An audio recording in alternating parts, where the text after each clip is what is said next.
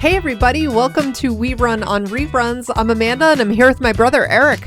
What's up, everyone? The moment has come. We are here. It is the end of season 5 of Stranger Things, where we are talking about season 5, episode 8, chapter 8, The Right Side Up, the final episode of Stranger Things. And as we've been saying, we will break this into 2 podcasts because it's over 2 hours long.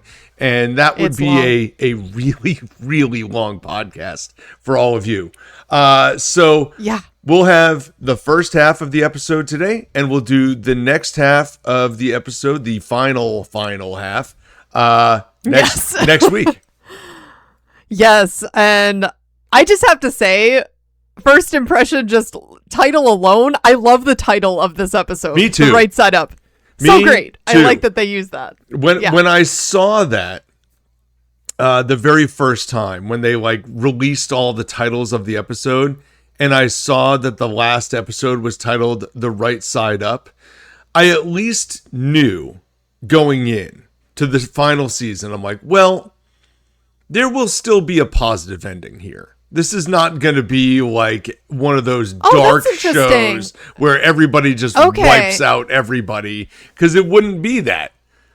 That's true. That would be a weird title if it had a super cryptic, if it had a really ending. dark ending, like the worlds collided and everything was over. That's true.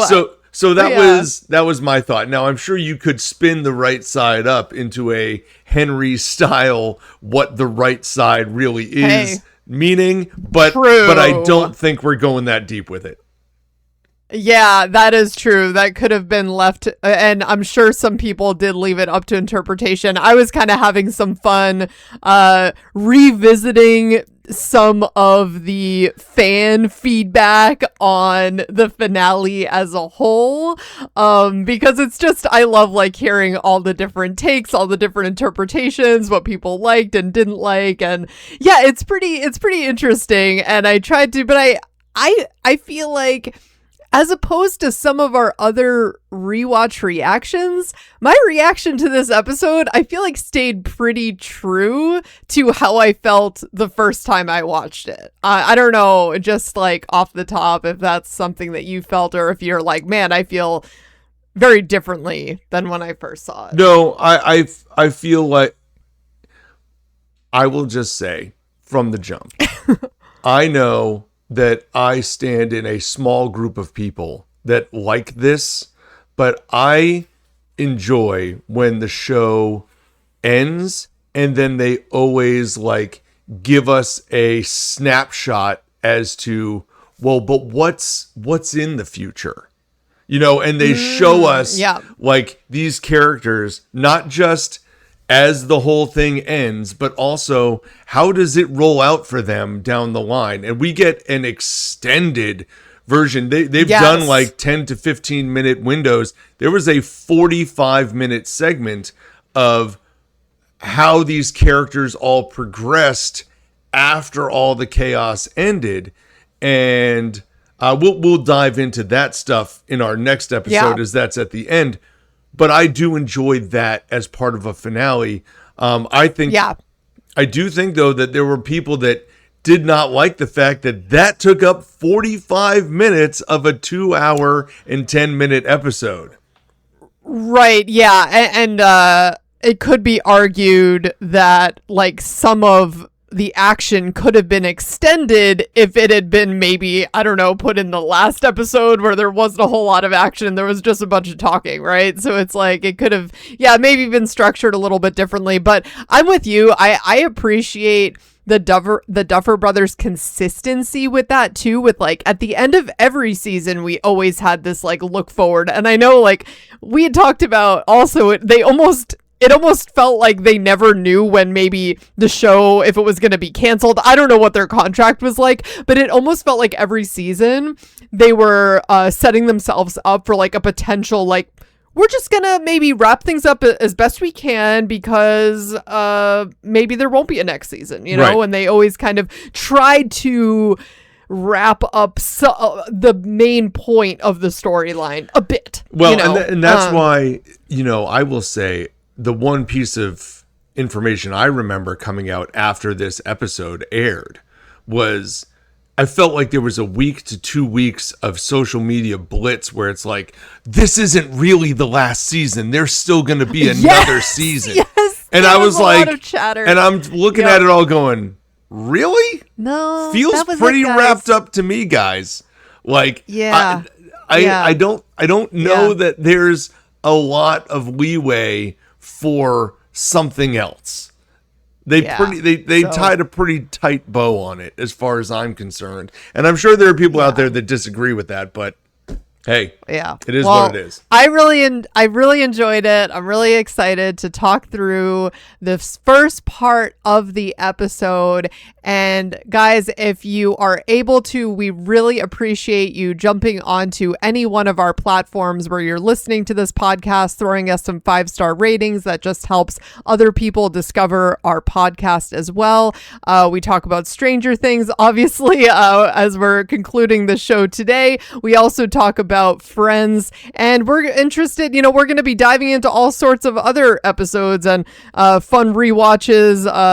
Maybe both of us have watched it before, maybe just one of us has. I don't know. The future is not set in stone, so who knows what is to come.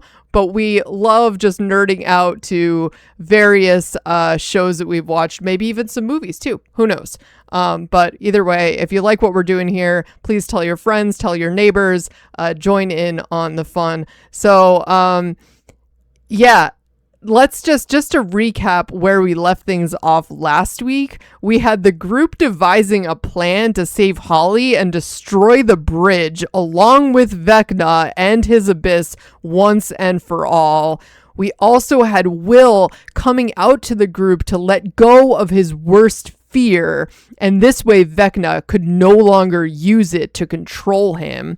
We also saw Kali telling Elle that they need to stay behind on the bridge when it's destroyed, so that way no one can use her, meaning Elle, to continue these experiments in the future. So that was there was a lot of talking and not as much doing in the last episode. It was the lowest rated episode of Stranger Things by far. Crazy. Far. It was by far. On IMDb, it caught a 5.6 rating, which is notably lower than The Lost Sister, which was a 6. Yeah. And I mean, listen, you might not have agreed with some of the things that they discussed, but if you're going to tell me that episode was worse than the episode where it was just 11 by herself with a whole bunch of random people, I don't agree with that. No, I'm convinced. I'm not going to say it was the best episode, but it was low. I'm convinced it's less a content thing and more a timing thing. That if that episode had been placed, if we didn't know that was the second to last episode of the entire series that people had been watching for a decade of their lives, I don't think it would have been so low rated. I think that it's wow, this is it's just, there was a lot of expectations because we knew it was the end, right? Well, so you watched Game of Thrones, right? And I know there are a lot of equivalent. There's a lot of comparisons here, even though there really shouldn't be, in my opinion, other than the fact that they're both huge shows that a lot of people liked. There's not any real direct comparisons here. That being said, Game of Thrones, final season, everybody was talking about it, and I don't remember the episode number, but there was an episode. It was the one where the actor left the Starbucks cup out on the table, I think. Oh, and boy. And they had an entire hour and a half episode of people kind of sitting down, drinking, having a good time. It was like the calm before the storm because they were all kind of taking a breath, having their goodbyes with people before they entered into the next episode, which was only a 2.5 hour, maybe 3 hour battle sequence. One of the craziest episodes I've ever seen, just because how do you do a battle sequence for that one? Well, they did, and it was awesome. Yeah. But that episode, the one before, people hated that because they're like, why would you do like? But I feel like sometimes you need to be able to have a break before you get to that super high. It can't all be highs. Sorry, Barney Stinson. It's not all rise all the time. All right. Like, it's just one of those things. It's a tough balance. It is a difficult balance. And so, like, I will say this. I definitely would have given that last episode a lower rating had, like, on the first watch. On the second watch, I actually felt like more of those scenes were important. And some of the scenes that I wasn't as huge a fan of, I felt like were much better for character development on a rewatch and necessary. And I will say, because I now have watched the entire, I'm not watching only half the episode. I watched the whole episode before we get into this. Right. Yes. I still will stand on the idea that Nancy and Jonathan should have died on the table. But I think that's a popular but there are good moments that Jonathan and Nancy have afterwards that I feel had they not had them might have like not fully closed their character arc as well. So it is what it is. And spoiler alert, who would have saved our Steve the Hair Harry? Well, that's what but that's what I'm saying. That's one of them. That's one of those big moments. So let's just dive right into it. Let's go. Yeah, and part of the challenge too, I think, with like going through this, guys, we're gonna do the best we can here, but there is so much jumping around between like because they have so many characters to close the loop on that we're a little bit like the episode is definitely all over the place, but everyone is together so much that we're not gonna break it up into like plot lines. We're just gonna go from the beginning to the end. And so we'll try to break it into some smaller segments so that we can talk about those moments. That's right. Yeah. So we're just opening up the episode right to where, because remember, Dr. K watched the group just leave in through the gate, which we had some issues with in general. It was kind of like, okay, so they just weren't shooting at them and they just took off with that truck. And through that large gate there in the military base. Okay, so now we see the Hummers are all chasing after them to follow the group, and the one soldier is being questioned, the guy who was like in charge of opening those steel gates that they made it through, because we had Mr. Clark and Erica like opening up those gates, and he was being questioned about this malfunction. Dr. K knows that this was just the gang, to which I say, no kidding. This was no inside job, just a really smart group of nerds with superhero friends. So then we see Mike checking in with Elle in the back of the truck there, and he's giving her like a little pep talk, one last fight and it will finally be over, and she hugs him silently, really not saying anything, and they're parting ways. And to me, I'm thinking like, oh, is this it? Like, was this the goodbye? That like, was the moment to think about. Oh, yikes. So then we have, I've just still been referring to this guy as G.I. Joe, the main military soldier dude, and he doesn't want to alert Dr. K of what they're going to be up to. He's going rogue. He's kind of over it. I think if you guys remember, like, Dr. K slammed him up against a wall at one point and was being very demanding, which oftentimes military leaders are, but I think, he's kind of over it and wants to do his own thing. So we know that that's going to be part of the story.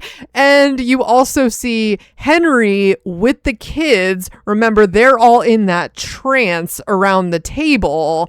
And we also see, so we first see flash of them around the table, but then we see where their bodies really are in Vecna's lair, hooked up to that spire, right? So that's where their bodies really are. And then we get the credits. So I mean, we also see the world start to shift. We do know that now coming together. They are moving together as the clocks are chiming. And I will say, yes, because remember, this episode aired on New Year's Eve. It had been like a week since the previous episode. So this stood all by itself as the final episode. People have been waiting for this moment. So this opening kind of flashed to a bunch of people, but it was a really good way to showcase, hey, don't forget, this is where everybody's at.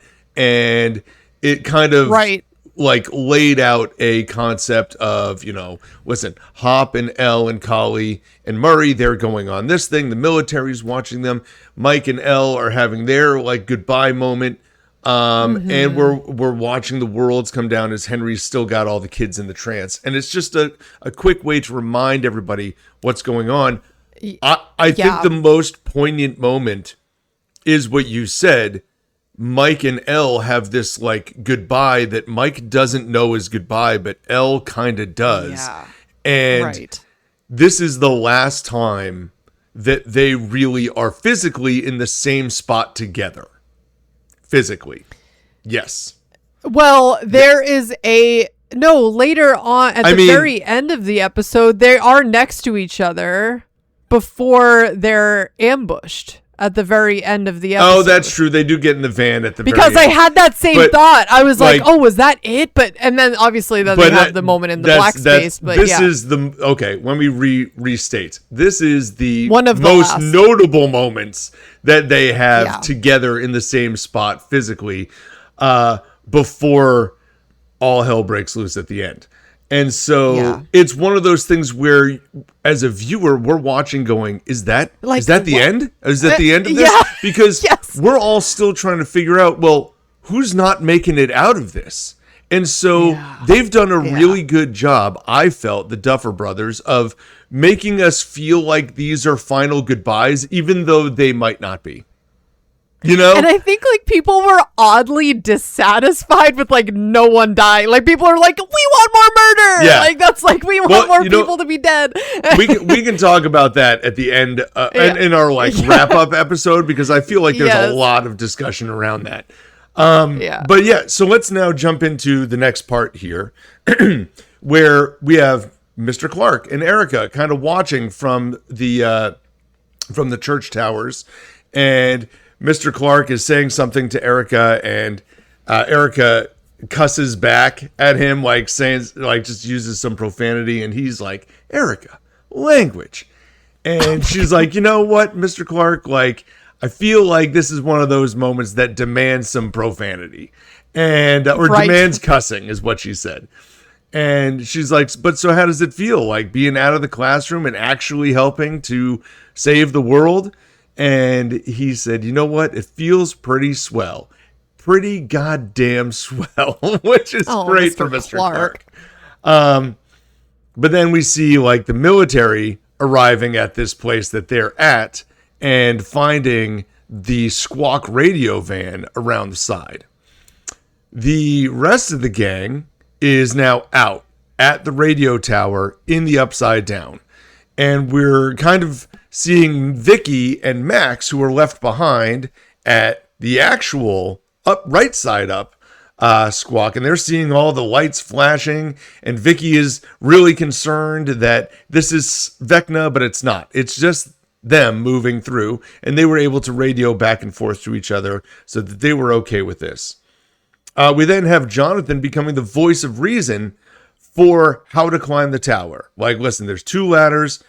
Break them, like, let's break into 2 groups. There's scaffolding in between. Feel free to take a break. Like, do not rush it. There's plenty of time. We just need to make sure everybody can get to the top. So do not rush. Breathe. Take breaks. Get there. Even though we've already seen Jonathan and Steve like dead sprint to the top, but not everybody is maybe about to make that same sprint. Yeah, right. So then we are with the Hopper 11 group, where they are finding the tank in the Department of Energy in the Upside Down. And we get this flashback to Papa. A lot of flashbacks in this episode as we are seeing 11 remember all the negative moments that happened in this room with this tank, and including her forming the gate. And as she's going through all these flashbacks, Murray is flipping the power on everywhere. So all of a sudden, This room, which was dark and closed off, now has power generated to it. And we have a funny moment here, which was really subtle. But it was, again, after the power is on, Murray is radioing with Hop, where he's saying something like, "Okay, I'm off to the roof," and Hop says, "Hey, make sure you're really careful with all that C4 and stuff." And Murray says, "You're right, Jim. Caution would be wise here." Where it's like, I love Murray. Murray, thank you. Like, Hopper, dude. We got it. Okay. Now you're like telling the adults what they need to do. And it's like, we all Hopper. Know the plan. Yeah. It's very Hopper.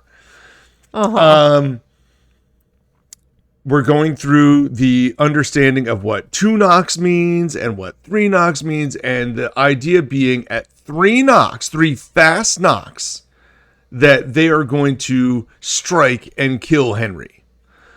Yeah. Which I find to be a little bit of an interesting plan. Like, as the assumption that when Hopper knocks 3 times, they just have the ability to kill him instantaneously is a little crazy. The same thing, right? Like, okay, shouldn't 11 be alerting that? But okay, like, I guess that's when it just needs to happen. Well, she can't alert them, but the idea that the 3 fast knocks means, hey, the worlds are coming together. We need to do this now. Like, so hopefully that works out. But 11 then has this moment with Hopper where she's like, "Hey, listen, if something does go wrong, do not pull me out." And so 11 makes a deal with Hopper where Hop won't pull her out, but he makes her promise, "Hey, then you need to tell me that right now, when this is all over and we do save the world and everything goes great, that you do not worry about Kay and her plans, and we will figure that out another day, and we will all leave together." And they agree to this. And then 11 scuba tanks her way in. She gets her helmet on, and she's into the tub. Kali is in the background throwing the blindfold on. And Hopper gives her the wave, and the tank shuts. And we'll stop here for a moment. Go ahead. Yeah, he wants it to only be about killing Vecna. After that, then we'll just figure out the rest together later. And what I noticed with Elle here, same with her departure from Mike, is that she's just silent. Like, she just nodded agreement to Hopper. She's not like giving this verbal acknowledgement. So I think in her mind, she's like, "Yeah, I'll just nod silently." And that's like a kind of okay, but like she's really not on board with this, right? No. Like, she knows what her own plan is. So, no, she's really not on board with this at all. But she also knows that she needs to say yes to this because she needs Hop to not pull her out. She needs to be in there until it's time to come out, not like get yanked out of this thing midway through. Now, as for the like 3 fast knocks, and that's when you strike to kill Henry. I mean, there's no way for Elle to signal back. That's the problem. So the signal can come to Elle, but as we learn, it might not be that easy. No, I mean, even the way that they made their way to him is sort of crazy, but we will get there. But in this next scene, we saw Mike saying that he was sorry to Will. Because they're climbing the tower.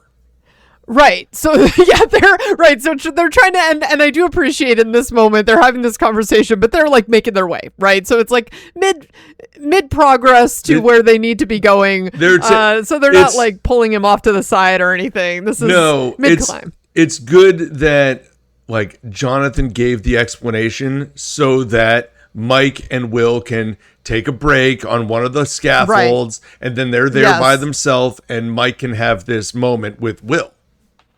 Yeah, and he's saying he should have been there for him, and he should have seen it. And Will said that he really had to find his own way. Like, he's like, I didn't see it myself. So, like, you have nothing to be sorry for. And, in the end, it's like they just had this really touching conversation, I felt like, and it felt genuine and real, this type of conversation after Will coming out, and they agreed they're best friends. Like, more than anything, like, that is not changing, right? And their bond has not wavered. Mike was not, like, you know, bothered by any of this, as I know there was some, like, speculation. I even felt like they maybe gave like an awkward look back from Mike when Will was kind of talking about like a possible crush, but they just blew right past that. Like, they did not linger on that point at all. Mike didn't even bring it up. And so it was, I felt like this was a good moment. It lasted like 30 seconds, so it did not take up like a huge part of this episode, but I felt like it was a really important moment between these two friends, right? I mean, if there was an awkward look back at the moment, maybe he was more confused than anything. I don't even know that I would think he was. I almost felt like, and maybe I'm misremembering the moment, but the moment that I remember most, it feels to me like Mike is more just disappointed in himself for not seeing it. And then this scene hammers home that point.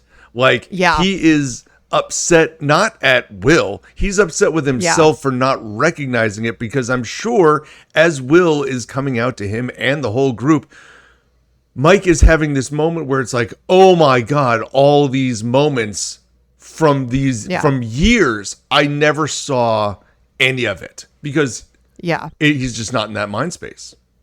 Yeah, and listen, this is just in general a really sensitive, kind, and intelligent group of boys. Like, they're like, the idea that any of them would have had any issue with this, I mean, I think Will knew in his heart of hearts that they wouldn't. It was more just about him freeing himself of carrying this secret around, and also just being honest with himself, right? So I think that was this huge part of it, and that was the whole purpose, was so that Vecna can no longer hold this against him. And then we see Vicky freaking out in the radio room with Max, and because remember, as Eric said, they're there hanging out in the squawk, and she's like, well, I'm gonna go get some snacks. So that's when we see Max alone, and remember, she's in this wheelchair, but then suddenly realizing that she can move her hands and her arms, and she tests her feet and she can stand. And then we see that she's in water, though, and you just get this eerie, they did a great job of just like, the music kind of changed, like the whole vibe changed around her, and you're just thinking, okay, something different is happening with Max. Vicky returns to find Max then in a trance. So she's back in that trance. And I gotta say, Eric, even on the rewatch, I'm like, was this because she went in the trance in the same way that like Vecna would pull her in, and this was intentional from Elle and Kali. Yes. But it almost felt like she was unprepared. Like I didn't get the sense that Max knew that this was going to be happening like this. No, I don't know. It was a little weird. So there's definitely some confusion on whether or not Max knew that it would be going down this exact way, but Max certainly implied that she should be with them in the previous episode. So this is part of the deal. I think if you're Max and you all of a sudden can realize you can get up and walk, and now you're walking and stepping into water, there's part of you that's like, is this Vecna? Right. Well, that's what I was thinking. I think that's the implication that they did. They made it look like she was back under Vecna's control, when in fact, all of a sudden, like, Elle and Kali come from around the corner like, hey, it's weird, isn't it? Like, in the black space, right? Like, they're all just meeting up there. Pulled her in, yeah.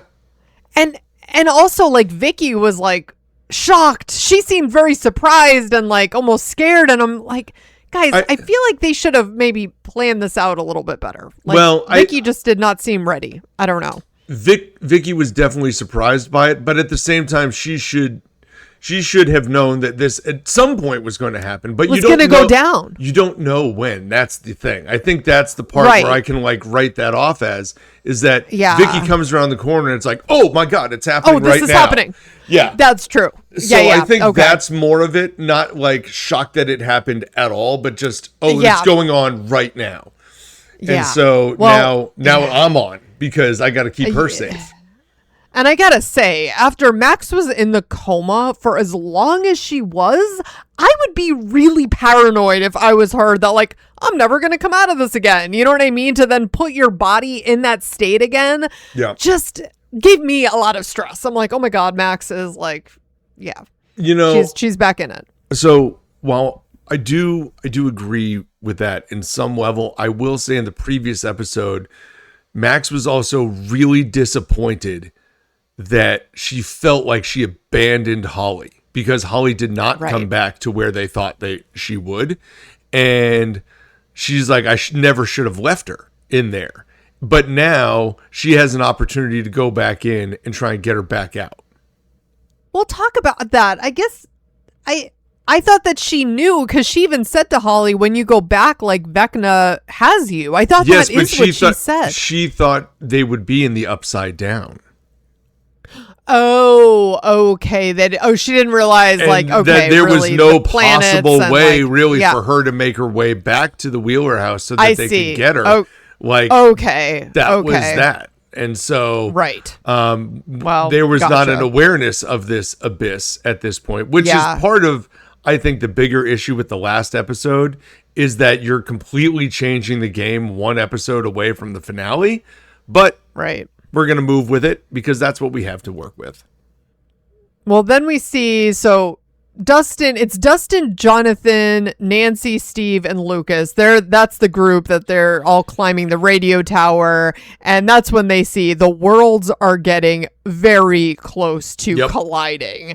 And Murray, we also see, he's warning Jim. And he's like, because he's seeing this too. He's kind of in that space with that white matter that's like glue kind of that Jonathan and Nancy had been in. So he's looking up through up into the sky and seeing this is happening much faster than we thought. We see Elle and Kali and Max in that black space, which Elle is referring to as her mind, and they come upon Vecna hanging. Because remember, he's in that spire too, like hanging attached to all the children, and they're all witnessing that. And 11, that's when she takes Vecna's hand, and they're transported into Henry's memory that way. And they're back in that high school hallway scene. And then not long after they're there, they're hearing Hopper knocking. He's doing the 2 knocks, which means that the abyss is moving. And so 11's like, okay, we're getting our first signal, like the abyss is moving. And that's when we also see a Hummer pulling up to the radio station, to the squawk. So Vicky is hustling to hide Max just as Dr. K and the troops are inside the building now searching for them because they know that they're close. So inside the tower, they realize, so on top of the tower rather, they realize the rift in the abyss. And I'm thinking, Eric, wow, like this is a massive, they overlooked this possibility because remember guys, there's only so many rifts in this other planet, right? So like that's where you see the red shining through, and it's these gaps in the abyss, and it's not lining up with the tower. They're on top of this beanstalk, tiny radio tower, and it's like, what are the odds that it's gonna line up? When Lucas said this, I was like, was the tower supposed to perfectly line up? Like, I didn't remember that part of the plan. That was never stated. And I think, if anything, the miscalculation in Steve's original beanstalk plan here is that when you get to the top of the tower, there's still a long way up before you get to the actual top of the tower. Yes. So they're at the top for where you can stand. But there is a lot more tower north of there. We're not north. Right. Up from there. Yes. Yes. To get to. And yeah. it is not going to wind up with one of the rifts, which, no kidding, what were the odds of that happening anyway? I know. I would have been like, my first plan would have been like, all right, everybody on one side, let's see if we can bend the tower this direction and line it up a little bit. But I mean, right. And it's like, so the if the top of the tower like hits the planet, which it does, the force of the abyss is going to take down the whole tower. So, well, that's Dustin what I like when Dustin is radioing into Hop and he's like, well, how much time do I got? 30 seconds. 30 seconds, people. Are you kidding me, Dustin? Like, 30 wow. seconds. 30 seconds. And also as a viewer, I remember thinking like on the first watch, and even now, it's like, what do you guys expect to have happen here in 30 seconds? Like, this is when 11 is supposed to like... We need you to kill Henry now in the next 30 seconds. Wow. So Max has also brought Callie and Elle into this drama school performance. So remember, they're in Henry's memory. She's like, guys, I know where to go. Because we have to suspend our disbelief here, because remember, the whole idea is that Max was running around Henry's memories for a very long time. So you know that she just understands where a lot of these paths go, right? Like, so she knows that if they go in this performance, they bust through this curtain at this moment, which is coming up, you know, they will be able to lead themselves into a different memory. Okay. Well, and she's talking about, as they're walking through the school halls, like, oh, Hopper's lighting up a joint in that room. Mr. Wheeler's fueling up Mrs. Wheeler in that room. So you're also getting this awareness that Max has said she's been through all of these memories countless times trying to find a way out for years. Now we're starting to see she knows what's behind door number 1, 2, 3, 4, a million. And so she's gone to this play before and she's seen everything that she can possibly find here. And so this is the shortcut, if you will, because she's like, there's no real shortcut, but this is a possible option. Right. So we see Hopper then knocking 3 times. So telling Elle they have to strike. Like, now is the time. Okay. And Dustin is panicking and telling Hop, signal again. Like, just keep doing it. And that's when the abyss hits the tower and it starts to shake and crumble and just bend and come down, and Max is then saying now, and so just as the curtains close on this performance, they jump through the curtains and you see them land in Henry's living room in the Creel house. So they see all the kids sitting in the trance with their faces up to the ceiling, holding hands around that table, and 11 then just sends Henry flying. And once Henry is detached from them and he goes through a window, the kids all wake up. So once he's detached, drops their hands, the kids are now conscious again. And we also see the top of the tower snapping and come crashing down. And that's when we have our boy Steve the Hare Harrington dangling from one arm of this platform. And Dustin is screaming. And we see Steve fall and the screen just goes black. And you have this moment and it's like, what just happened? We return really quick and see Jonathan holding him up with his arm, and he is pulling Steve back up to safety. That's when Lucas is reporting back on the walkie that the abyss has now stopped, and Elle must have got him. That's the only conclusion that they can come to here, right? And Max is also reuniting with Holly, and she's telling the rest of the group that she is not the monster, And she can prove it because remember, these kids have all been brainwashed against Max. They think Max is the monster. She's the devil here. And so she's going to have to prove herself. And that's where we're going to end this little section of the story. Oh, man, it was good. This sequence here between the tower being hit, Max opening the curtain, Elle popping through, the kids waking up, Dustin screaming, Steve falling, black screen for Jonathan to have grabbed him and held on to him. Like, it was so quick cut and put together that it felt like you couldn't breathe as you're watching all of this stuff go down. It was great. Love this sequence from this show. Me too. The only hitch to this whole thing is this whole idea that you can jump from the curtain at the play right to the living room. I had some issues with that, but that's the only part of this whole thing that I go, okay, that's a problem. Everything else, like, okay, now that you're there, you knock Henry off. The kids all wake up because now they're not connected to him right there. And so that's positive, although they're still connected to him in the hive. But they all wake up because they're not in this trance anymore.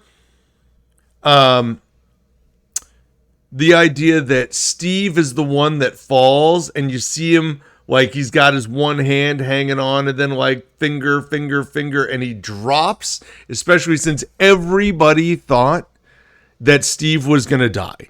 Everyone thought Steve was dying in this. There's no question about it.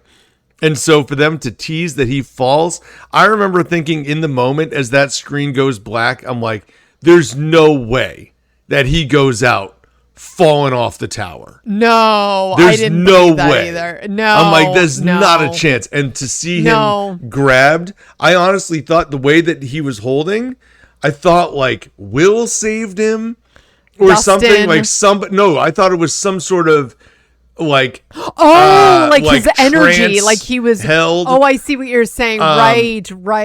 But then to see that it's Jonathan of all people there reaching out and saving him again, this is helping to tie that moment off together, which was really cool to see. I liked it. Yeah, I know people are like, and I think though there was the general sense that it's like they're not going to kill off Steve here because they didn't kill off Nancy and Jonathan. What they're not going to kill our boy Steve. Like it's not going to happen here. But I still love this scene. It still makes me gasp, even though in the moment I had the same feeling. I was like, it's probably not going to happen. If it did, that would have been devastating. That would have like changed the whole vibe of this episode, I feel like. And there's no way around that. But this was a great sequence.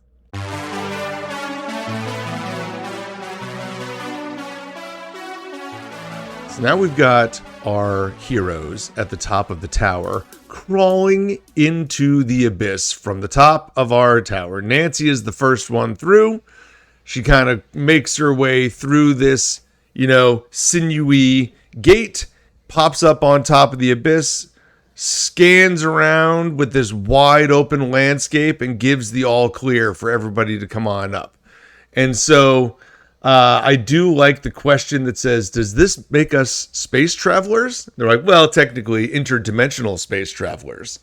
Yes.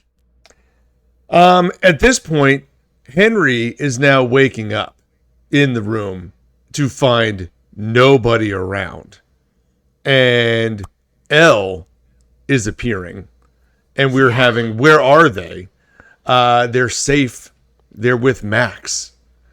And meanwhile, as we're hearing this conversation between Elle and Henry, Kali has got this like invisible mirror set up. Finally. So all the kids are standing behind this, watching the interaction with Elle and Henry. But from their side, it just looks like an empty dining room table.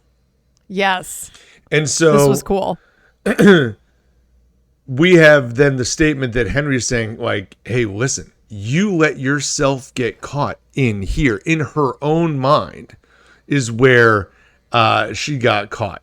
And so Henry starts turning his arm into the Vecna arm, and the kids start recognizing that he is the monster. He's the monster. Yes. And so we have this moment where Henry is able to dispatch Elle quickly, and then he goes through this wall, and the kids are gone.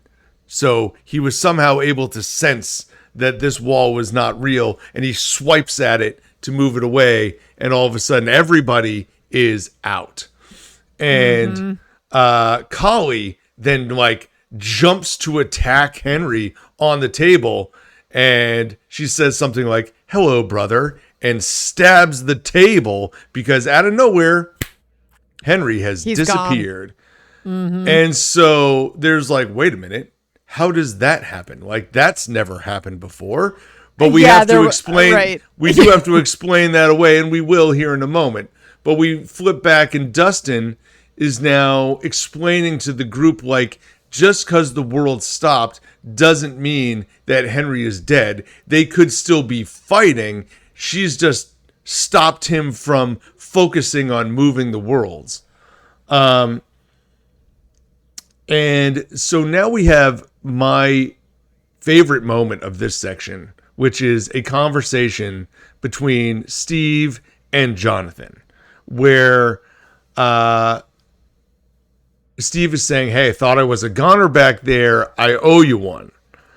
And Jonathan is saying, "Listen, just because I don't like you doesn't mean that I want you dead." Yeah. Okay, that's a lot of truth, Jonathan. And so there's a lot of discussion here where Steve is actually admitting, "Listen, I don't blame you that you don't like me. Like, I can be a real prick sometimes." Jonathan is now explaining that he thought the problems that he was having with Nancy were because of Steve, and like that summer that we were gone, like you were there for Nancy, and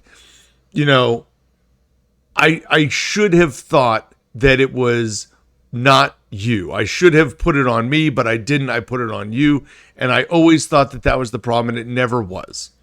And he says, "Listen, that's why I had to like let her go." And he admits that they're now not together, and that she needs to be independent. She needs to be out there. And they have this moment where Steve is saying, "Yeah, like she's really," and Jonathan kicks in, "special." And it's like, right. They're both agreeing. They both agree that they both genuinely have feelings for Nancy, but they also both know that they are not meant to be with Nancy. And so it's a very interesting dynamic that is put in play here, where they both say, "Well, I guess we can agree on one thing." And Jonathan says, "I still don't like you, though." And Steve responds with, "I wouldn't have it any other way." And it's kind of a nice moment. Yeah. Puts a nice little bow on it.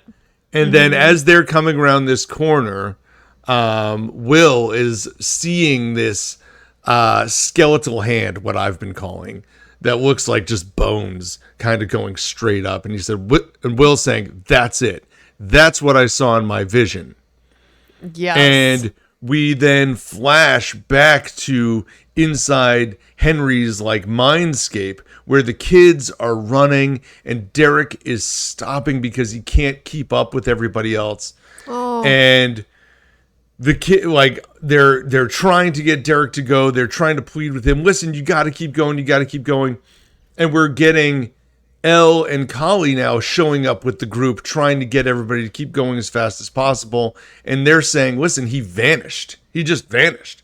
And Max knows that this means that he went back to the real world, and he can come back.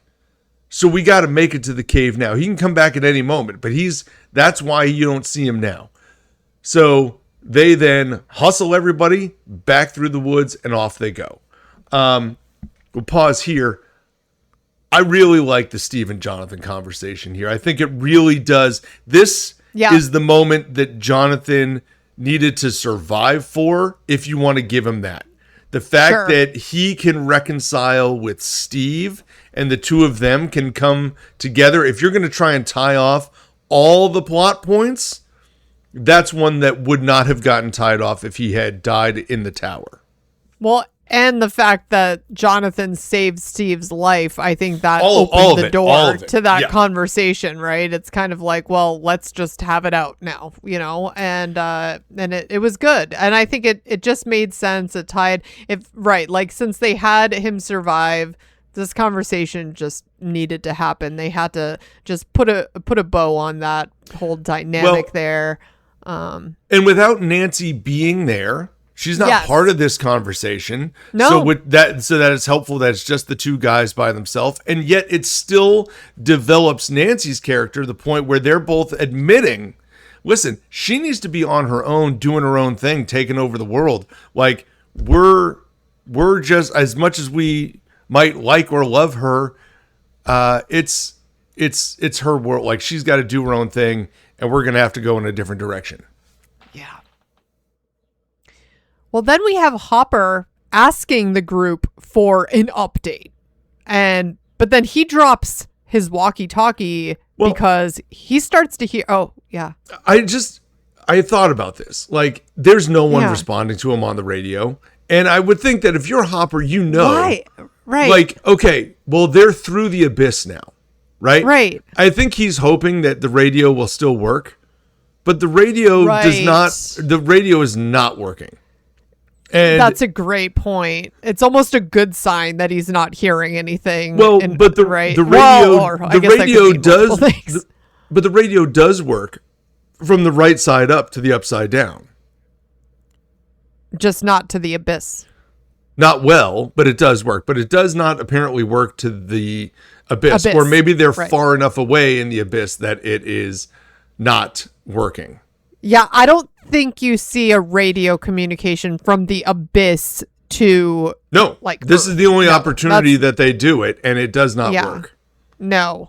But then Hopper starts having some weird experiences because he's hearing a heart monitor beep, like in a hospital, and he starts having visions of his daughter, like right there in the upside down laboratory, because remember, he's right outside of L's tank, and he is just seeing his daughter's hospital bed appear right before his eyes. And you have to add in too that the room has filled with gas, so it's not super clear where everything is, because he saw all these herbicide containers that are now all filling the room with gas as he's having this vision of Sarah. Yeah, so he's first having the vision of Sarah, and then he's also having this vision of Kali telling Elle that it's a vicious cycle. So he's seeing that exact conversation playing out where, you know, Kali is telling Elle how they need to blow themselves up on the bridge and end it once and for all. So now he has seen that, but this is Vecna, obviously, getting into Hopper's mind. We hear Vecna's voice saying, she's just going to do it, Jim. She's going to end her life. But he can't see Vecna. He's looking around for him, but nothing. And you hear his voice again, Vecna saying, one daughter dead and soon another. And he tells him that he is the curse. Because remember, that's what Hopper has always called himself. Yeah. You are as you feared. You are the curse. Yes. And because he gets into your worst fears, right? Like that's what he's pulling out of him.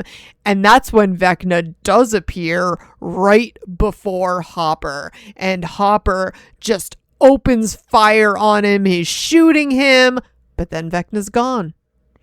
And what you then see is that Hopper has actually shot into the tank and into Elle. And you just see Elle inside the tank. The tank is bleeding out water, and you see Elle bleeding herself. She has all these bullet holes in her, and Hop just loses his shit, and he is busting into the tank. He is just desperately trying to get to 11. He breaks this thing open. 11 comes crashing onto the floor through the water, only to see no bullet holes. This was all an illusion. This was all from Vecna. And Vecna just wanted to force Hopper to pull 11 out. That was his only goal here. Yep. And he succeeded. And that's when we see Elle and Kali and Max all vanish from that scene with the kids. So they've been trying to help the kids through the woods, guide them along, and they all are gone. First 11 disappeared, and then Max knew it was going to be happening to her soon, and so she's telling Holly, get the kids to the cave, just before she disappears as well. And then you also see Dr. K and her soldiers finding Max and Vicky. Max, who's conscious now, and Vicky hiding, remember, in the squawk behind that wall. Well, it's because when Max re-entered, she had this big gasp, like her body was like her soul almost was returning to her body, and then that gave away their hiding spot behind the wall. Yeah. So Holly is doing just as Max said, and she's hustling the kids along to the cave, telling them to follow her. And we also see Kali telling Elle that they have to get back to the kids. This scene, I got so annoyed with Kali here. It's like, and Elle was too. It's like, what do you expect from me here? Like, what do you want us to do? We can't just go back there. Like, we don't have the ability. The tank is now gone. And 11 is just like, I need to get to the abyss. I will kill him there. And, you know, since they don't have the bath, I'm just not sure what Kali's expecting here. It was really frustrating. It just felt like she was complaining, but didn't actually have a solution. And like when you're talking about Kali doubts that they can make it fast enough. Yeah, she's like I forget her exact line here, but she was sort of like, okay, like it seems like you're trying to get a lot done here. I'm like, Kali, like what do you want her to do? The tank is gone. She said something about there be was she's like, well, that's a lot of ifs. Like if this can happen and if this can happen, then we can make it to the cave and or we can would not make it to the cave, but make it up to the abyss and fight Henry there. And Kali's just doubting everything, and it's like, is she just trying to like what's her goal? I mean, listen, it's very obvious that Kali's goal is to just end Henry and end the whole thing, end Henry, but also end Elle, and so that this and end herself, so that this does not happen to anybody else ever again. That's her goal. Yeah. That being said, if you just say, forget it, and let all of 11's friends just go to perish. What is it all for? It's like you and Elle die, but Henry's still alive. Well, what was the point of that? That's no good.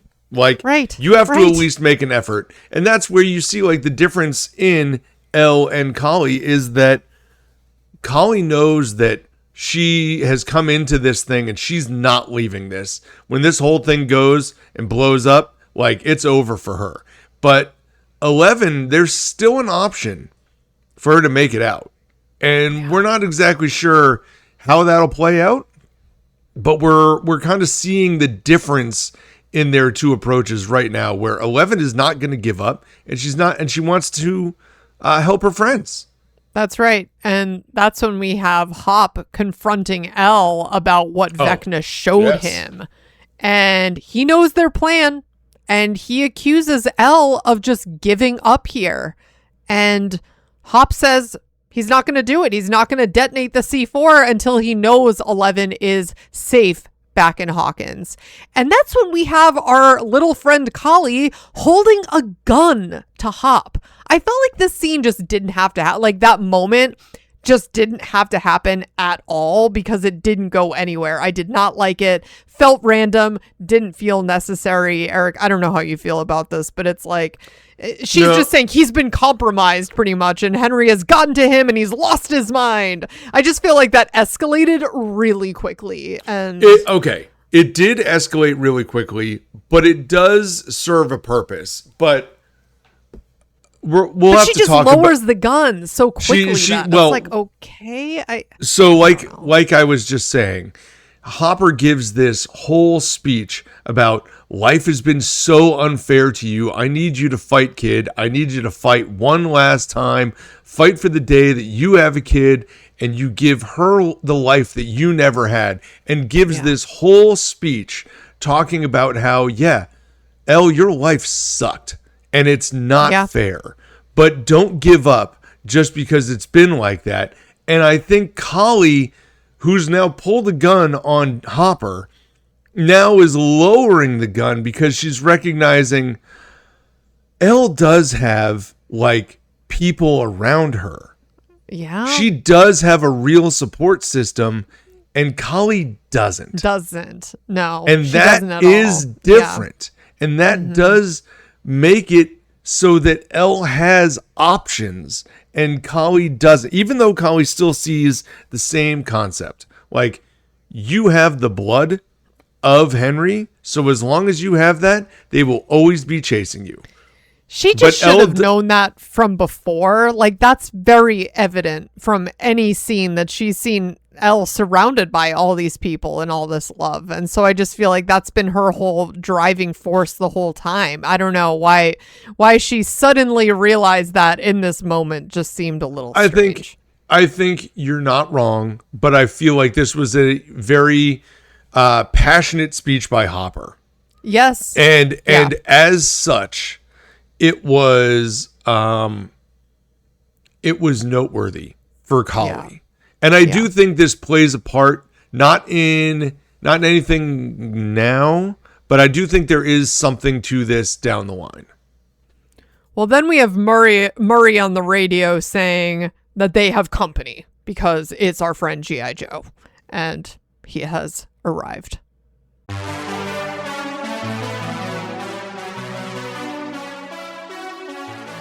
As we flash back in here, Holly is now reaching the cave with the other kids and realizing that Derek is not with them. So she goes back for Derek and is yelling at him to keep coming. And all of a sudden she looks and she can see Henry. Henry has kind of like opened up this portal and has walked through it as he's watching them walk through the woods. And she sees him start to approach them, and as they dead sprint as fast as Derek can run, they get to that crevice opening. Derek gets in. Holly gets tripped up by the extending vine's arm from Henry, and Derek is pulling Holly, and they're having this like tug of war over Holly at the cave opening. And somehow, this is where I'm still also thrown, Derek wins this fight.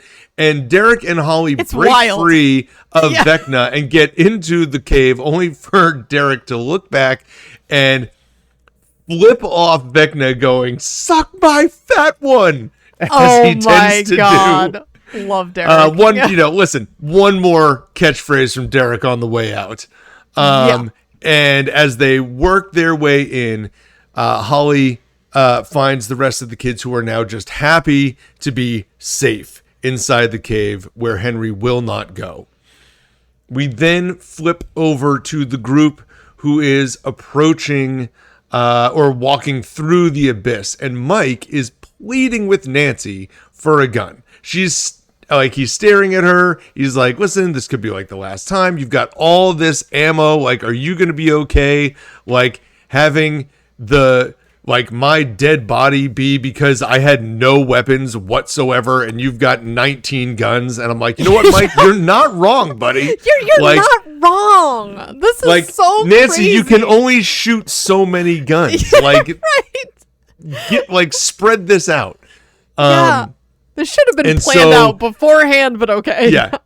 But funnily, she reluctantly gives one to Mike, and he's like, sweet. And he's got these big, like, shotgun shells on it. And Lucas is like, dude, that's a flare gun.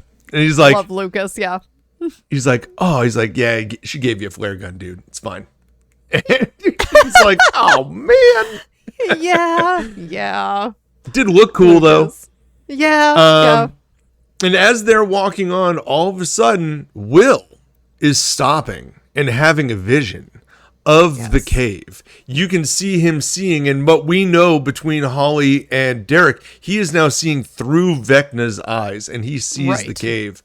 And as he is having this vision, Henry is forcing himself into the cave. They do this real cool shot, I feel, of Henry stepping into the light, and you see his shoes right where the shadow of the cave crosses. He has his toes like up to the shadow, but is unwilling to step in, but knows he has to get these kids in order to have his plan work. His plan's already in motion.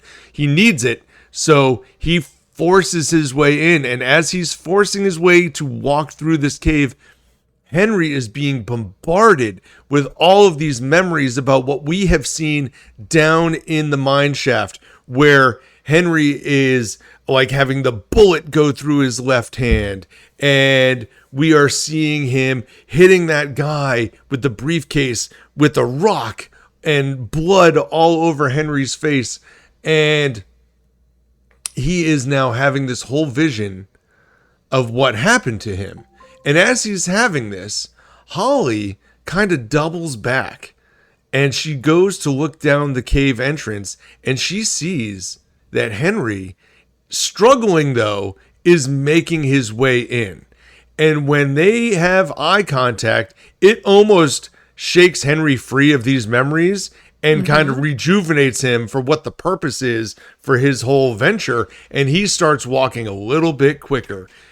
And Will is now reporting back to the group, because the whole group has come back to Will since he's kind of dropped down and is having this vision.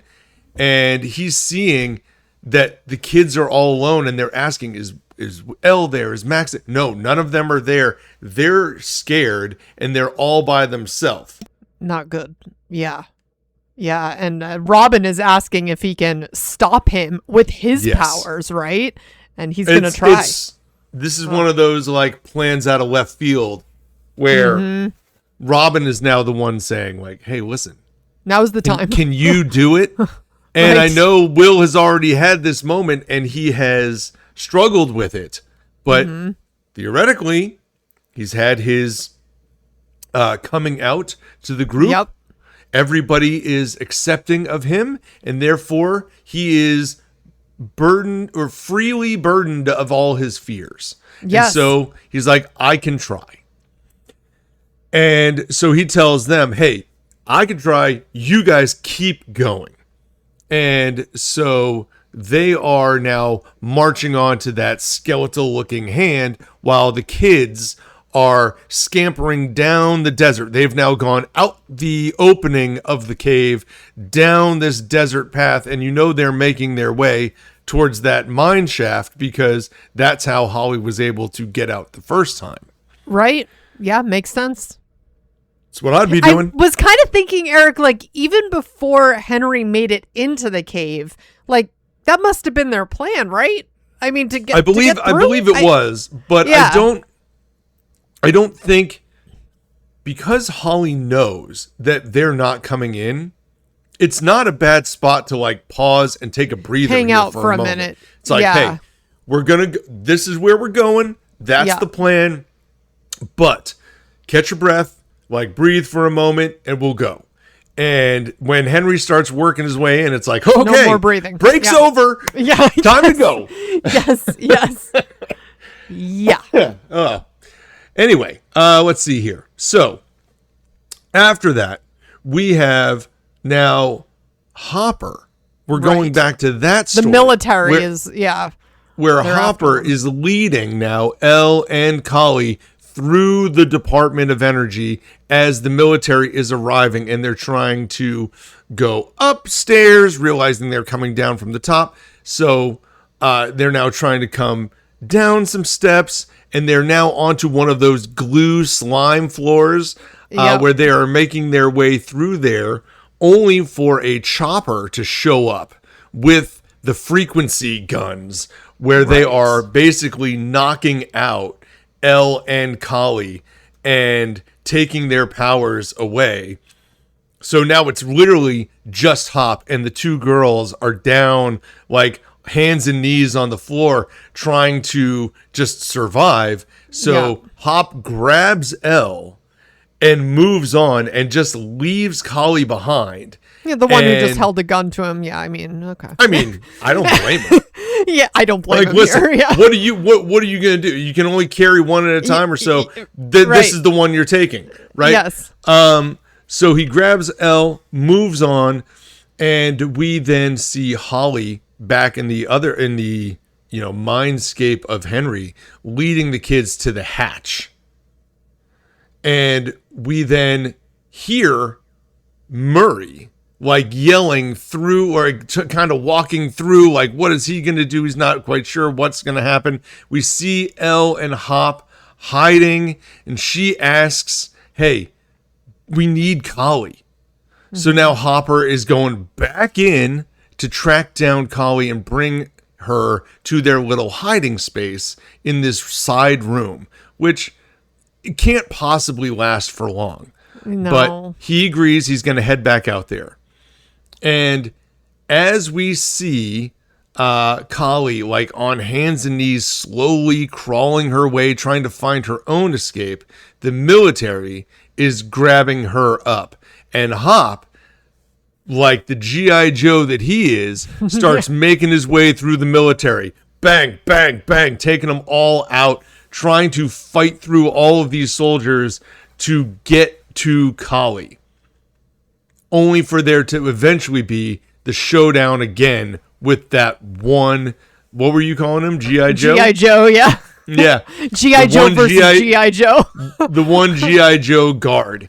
And so we then flip, as this guy has shown up, back to Holly, who is leading the kids through the rock wall. She's trying to say, hey, listen, everything you see down here, it's not real. It can't hurt you. It's just a memory. We're going to walk through it. Don't pay any attention. And she's like the fastest tour guide ever, as they're looking at this guy with the briefcase. And don't mind the guy with the briefcase. Don't worry about him. Like, let's just keep on going, kids, all the way down here. This is where we go. We're going to get down to this rock wall here.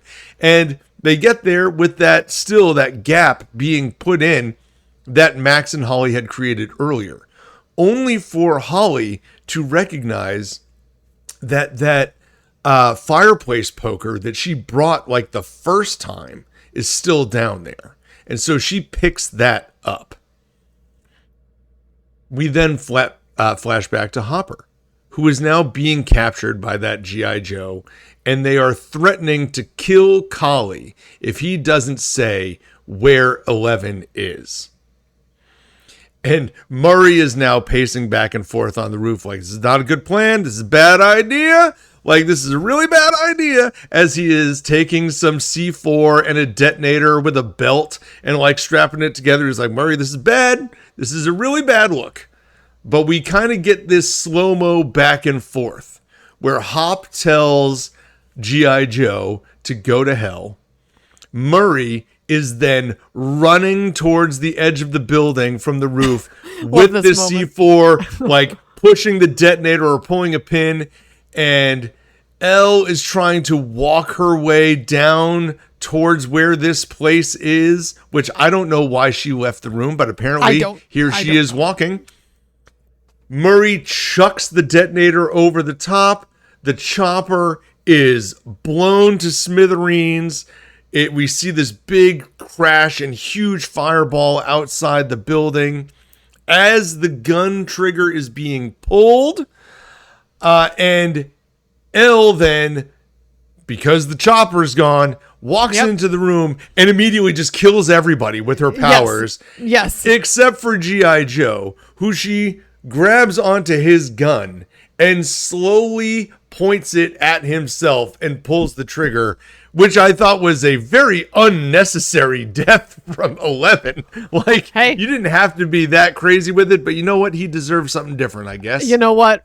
Yeah. Let's get creative with that guy. It was, this scene was pretty wild. Loved it. But yeah, it didn't make sense that 11 was just able to like get up and move toward them in that moment. And also, what was the goal of that? Like, Hopper was trying to keep her location disclosed, and but this was much like the tower and the worlds coming together scene. This was another one of these where literally timing was perfect. Like, we're watching the trigger on the gun getting pulled as Murray is throwing the C4 over the edge, as the chopper's being blown, L coming around the corner. It couldn't have been more perfect for our heroes. Yeah. Except that trigger does get pulled. Yeah. And it does end up not shooting Hopper, but with the explosion of the crash, he has now shot Kali, which was, I guess, the original target. Yeah. And so he does shoot Kali, and Elle rushes into the room. She is bleeding out crazy. She was like putting pressure on her. Hop goes to get something, some sort of supplies or some sort of help, maybe bandages, find a med kit. And Kali says to Elle, listen, my story was always going to end here. Yeah. And as Hop then returns to the room, he is walking into the room, seeing that Kali is long gone and Hopper has returned a little too late. Thoughts? Or is she? Well, listen, depends on what you want to believe, I guess. Yeah, but it's not looking good for Kali. There's a lot of blood. So it's, I mean, this was a great action-packed moment. Love this with Murray. It was a very Murray moment. And you had the sprinkled in comedy of it all, like through this very intense action sequence. It was great. He knows what's going on. He's like, oh, am I doing this? Is this the thing? Am I really going to do this? I don't know if this is the right idea. And he's got no one to help him. He tried to radio, no response on the radio. No. I will say the one disconnect in this whole sequence for me on a rewatch is that, Hopper and the girls are making their way up the staircase, right? Okay. And then they're being chased down from the top. And they have to come out onto one of those glue floors because they can't go straight up. Right. Well, wouldn't those guys have entered in from the roof?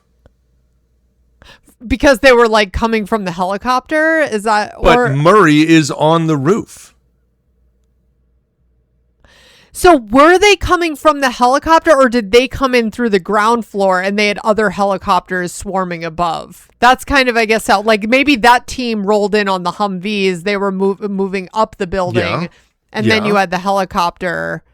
Right. With the suppression devices. There were people coming down the staircase. So Hopper and 11 had to jump out on a floor and make their way through the slime floor. And my point is, those people coming down the stairs, doesn't it make sense that they would have come from the roof? At which point they would have found Murray and a whole bunch of explosives. Yeah, it's did they not get far enough up to see Murray? Did they only go partway up? Swing in through a middle window? Well, they were clearly not being super thorough, because otherwise they wouldn't have had to take all this time to interrogate Hopper. They just would have done a sweep of the floor and quickly found 11. To me, that was my biggest issue, is they're like, where's 11? And I'm like, I think she's just around that corner. She's if you guys had just panned out a little bit, you probably would have found her in 2 minutes. If you had checked every room through the halls, you would have found him pretty quickly. Yeah, she wasn't invisible. In fact, she was weakened by your devices. You really didn't need to have this moment, but I guess this is the idea that guy going the idea rogue, that they the idea that they even held him hostage. Like, where is she? Right. That's what I'm saying. Just, just like, look. he would have. They would have just killed him.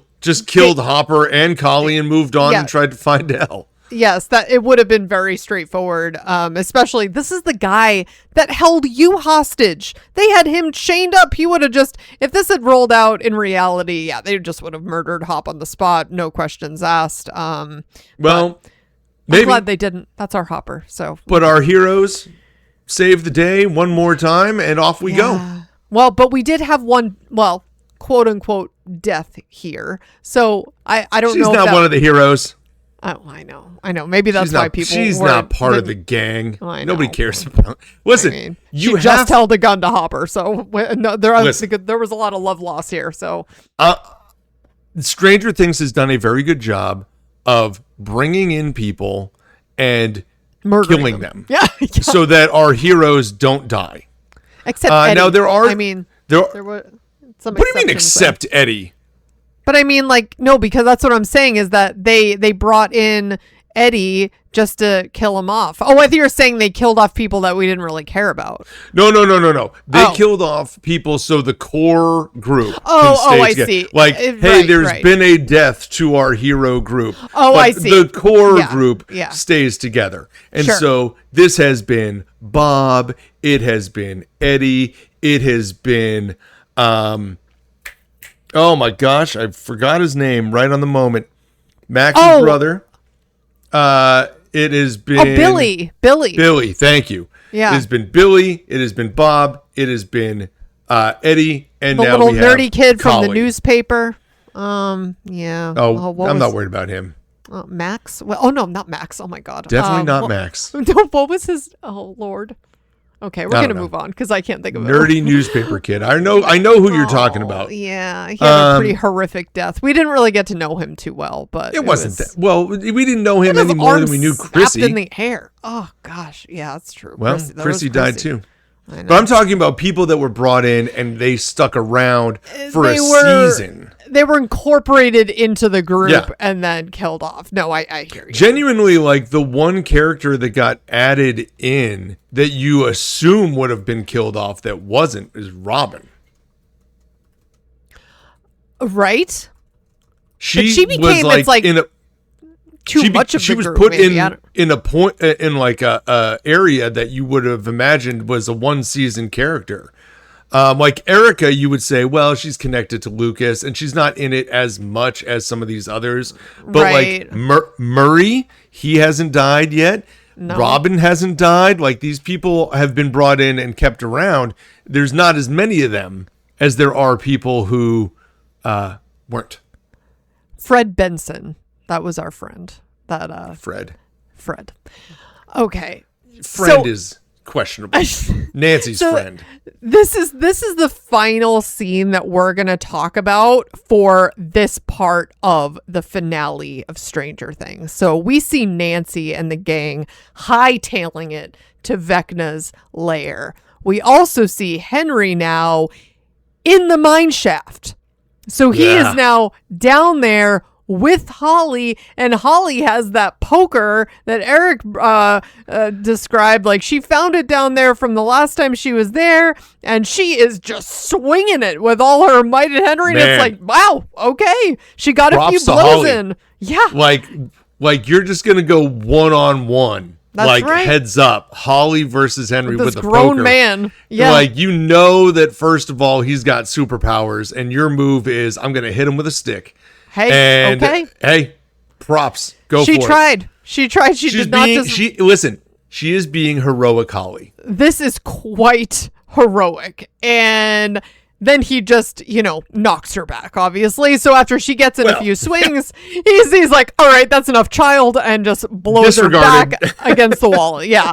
And then Henry, though, because remember, we're down in the mine shaft, which is really the core part of his biggest fear here, or his biggest block into getting into the cave. And Henry is now reliving his own memory. He's seeing himself as a child talking to this man with the briefcase. And Will is also there because he's been seeing through Henry's eyes and he knows that he's scared. So he's like, this is a good time because now he's at his most vulnerable, right? We also see Eleven and Hopper reuniting with Murray on the roof, and she is, they're sharing the news about Kali with Murray, and Eleven is looking off into the distance and seeing these floating boulders in the sky, and she's like, I can jump to those. I can get there and get into the abyss.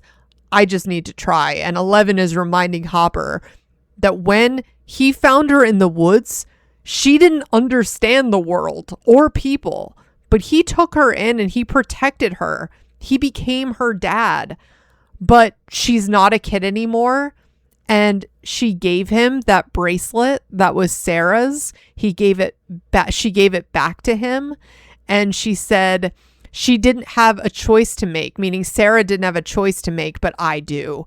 And I need you to trust me to make the right choice, right? Because Hopper wanted her to make all these other, like, well, you can't do that, it's not safe. Like, he was just really worried about, obviously, her just like leaping up onto these boulders and leaving him again.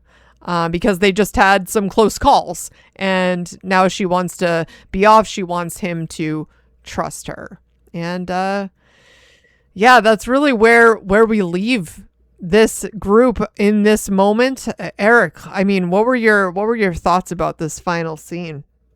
I think this was a very emotional scene here with Hopper and Eleven too. They slow it down, they change the music, and they certainly paint it as another possible goodbye moment between Elle and Hopper, where I never thought that about the bracelet being handed back. That was never crossing my mind, but I thought it was an incredibly symbolic choice to make here, to say, hey, I'm not Sarah. Yeah.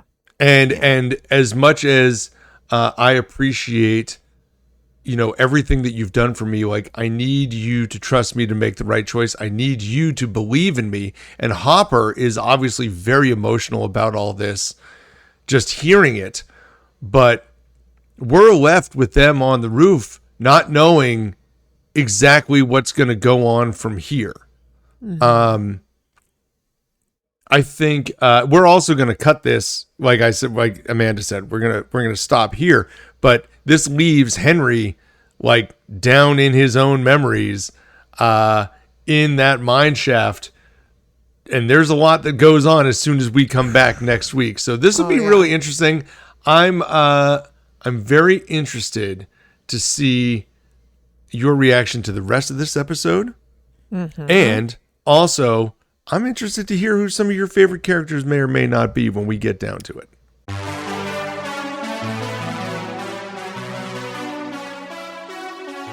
So now we're going to jump into our IMDb rating segment of the podcast, where we talk about our ratings versus your ratings as we find them on IMDb, except we're not really done with this episode yet. We're not really done here. So much like the last time that we split a finale into two, we're not really going to actually do the rating segment. We'll wait till we wrap the whole thing up to do our ratings. And we're also not going to announce our favorite or least favorite characters, but I do think at this moment, both of us have kind of a list of characters that we're watching that could be our favorite or least favorite characters through this point. So I'll give you a couple. I'll start. I think you went first the last time we did this. So for least favorite characters right now, at this moment, I have Kali. Yeah. Yeah. I have Hop down on this list in some moments. He did like kind of rally a little bit here at the very end, but he's still on the lower end for me. I also think I have Joyce, just because she hasn't done anything at all. Yeah. Like, she's literally invisible at this moment. Wow. She's walking through with Will, but, like, that's about it. Weird choice. Yeah, weird choice, Joyce. I don't know. Yeah. So there's some of that. I also think, for a show that has been about Mike and Will and Dustin and Lucas and Max for so long, we're not really seeing a lot of the boys. Right. Like, Will is involved because he's now, like, doing his sorcerer thing. Elle is obviously involved. Mike and Will had that moment, like, on the way up, but we're not seeing a whole lot of Dustin. We're not seeing a whole lot of Lucas. We're not even seeing that much of Mike, even though I do like the scene that he had with Will, so he wouldn't be my least favorite. But Dustin and Lucas are kind of down there too. They haven't done anything. So I'm waiting to see what they do the rest of the way. For favorites, it would be more like 11, Max, Will to some extent. Like, those are probably the ones that I'm looking at right now. Is it too much to say that Henry would be one of my favorite characters so far? He's he's not doing the things I want him to do. He's being all evil, but he's great. He is doing what he's supposed to do. Like, you know what I'm saying? Yeah, I mean, I definitely 11 was on my favorite list for this part of the episode because really, to your point, it's like we really didn't get a whole lot of the other characters. I want to throw Jonathan in too. Jonathan's done some very good things. Jonathan saved our boy Steve. I mean, Jonathan, he had the good conversation, liked a sense of humor there. I feel like he's rallied. He's made, like, he hasn't been as much of like he actually at one point was sort of taking the lead to the tower with the team, like he was, or the gang, and like, I mean, really like forging his path. So I feel like maybe the departure from Nancy has like allowed him to just let that go and move on, Genuinely, Jonathan had such great moments in season 1 and even through some of season 2. But then, like, season 3 and season 4, Jonathan seemed like just a different guy. Whiny. Yeah. Yeah. Just Nancy not the brought guy him down. that I was supporting. And to no fault of Nancy, but it was just like, wow, they did not bring out the best in each other. Season 3 was a lot of like Nancy bringing him down. Season 4 was with Argyle, and he just became a boring Jonathan pothead. was not one that I'm really supporting. Yeah. I mean, he was going through it. He was. Yeah, he was, and so it became really easy to like pivot and be like, listen, Steve is awesome. Look at all the great things that Steve does. But Jonathan has shown us by again taking control and saving Steve and being the one to, have an honest conversation with Steve too. Like, that's the Jonathan that people like. Yeah, I love how full circle their relationship has gone, because in the beginning, I mean, Jonathan and Steve were getting into fist fights and like brawling because Steve was a jerk. I mean, Steve was a jerk. There's no way around that. So Steve has made the biggest character arc because he is one of my favorites. But yeah, Jonathan, loved what he did in this episode. I really liked what Holly did too, being super brave, like slamming down and taking the lead on leading the kids through the cave. Like, really good stuff. I mean, I also like Derek's character. He did some great stuff flipping off, and there was just some funny moments. I really liked Murray in this episode. But definitely my least favorites, Joyce. I love Joyce Byers, but they did her dirty in this episode. The first half, she did nothing. She was hardly there. Same with, I feel like I would have loved to see more from Erica and Mr. Clark. They're just kind of like, they're in it in the very beginning, and that's it. Like, even through the rest of the episode, we really don't get a whole lot. Like, there's a little bit where we wrap things up with Erica at the very end, but otherwise it's sort of like, I think that was a big issue with fans, is like, what's up with the conclusion for Erica? She's sort of gone. I mean, I hear you. I don't need a wrap up on Erica. I don't need a wrap up on Mr. Clark either. These to me are second or tertiary characters, right? Yeah. These are outside the scope. I need a wrap up on Joyce, Hopper, the boys, True. Max, There were 11, so many characters. like you couldn't cover Nancy, it all. Yeah. Nancy, Steve, Jonathan. I need Yeah. wraps on, and Robin, even And to Robin, some yeah. extent. I'll take Yeah. Robin. Like, that's the group. I don't need like a Murray wrap up. You know what I mean? Yeah. But like Yeah. everybody else that reacts to that group, if they're part of the wrap up, great. If they're not, listen, you can't.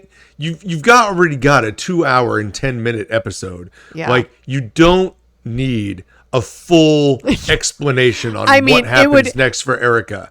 In And fact, I think I part would of argue. yeah. I'd actually argue that we do see some of the things that Erica does afterwards. Yes. And so that kind of implies what's going forward for her.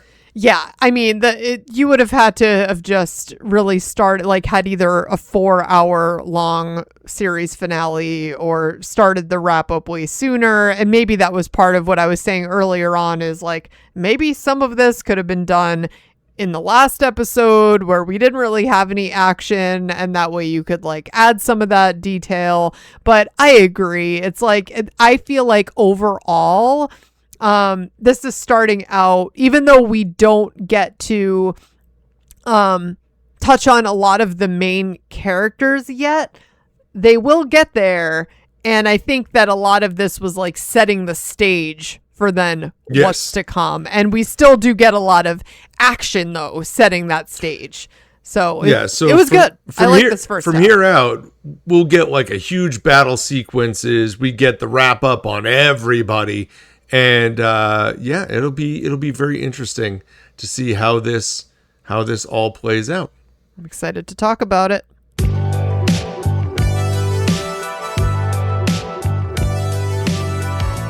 Well, thank you so much for listening to the We Run on Reruns podcast.